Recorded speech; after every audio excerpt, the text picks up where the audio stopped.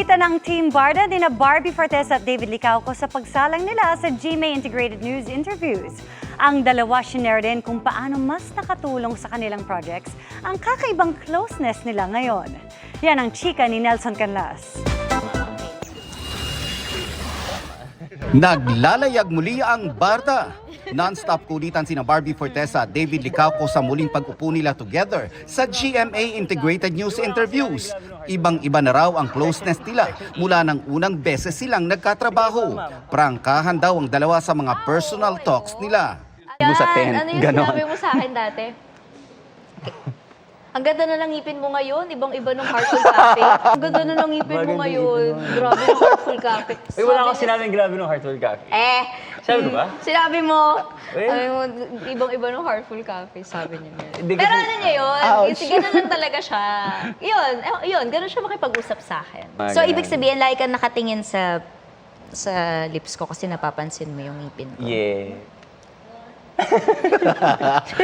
Wait, yun ba yung pinakamagandang part ni Barbie? Ngayon, kasi nung Heartful Cafe, hindi pa, no?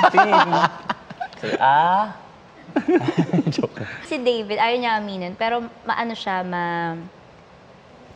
caring. Caring Is that siya. so? Pero ayaw niya yung nakikita ng mga tao. Ang galing mo, ha? Tama ba ako? Oo. See? Paano mo alam? Kasi nung may sakit ako sa Cebu, nalagaan mo ko, di ba? Natutulog ako sa lounge, pagising ko, may tubig na ako. Totoo ba? May ganong kaside.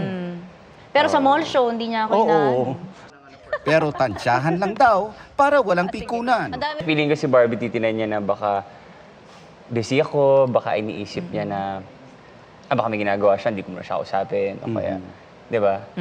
O kaya baka wala ako sa mood makipag-usap dahil nga may sleep apnea ako. So titinan niya eh. So kapag nakita niya, pag kinausap ko na siya, that's the time na Okay pala siya.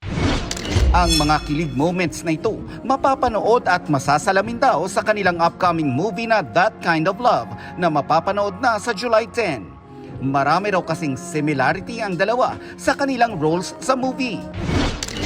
Yung similarities namin, yung negosyante siya, comes from a comfortable family, di ba? So, siguro yun. And yung perception din siguro ng mga tao kay Adam, porque he seems to be perfect on paper, but actually meron din siyang, like he has his own problems also.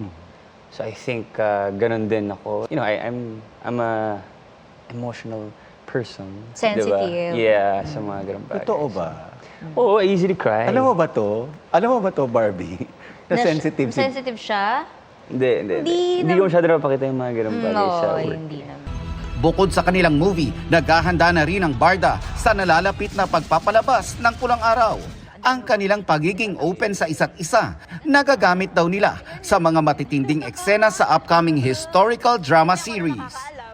In terms of yung mga eksena na hindi kami komportable gawin, ganyan. Pero like, kunyari, pag yung mga kissing scene, ganyan, talagang pinag-uusapan namin para alam namin yung mangyayari sa eksena. Pinag-uusapan namin kung ano yung okay lang ba na gawin ko to. Ay, O hindi. gawin ko Pinag-uusapan yan. pala natin siya after. Like, di ba sa plane, pinag-uusapan natin.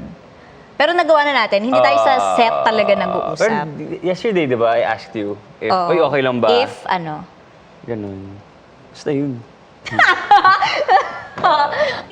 Nelson Canlas, updated sa Showbiz Happenings.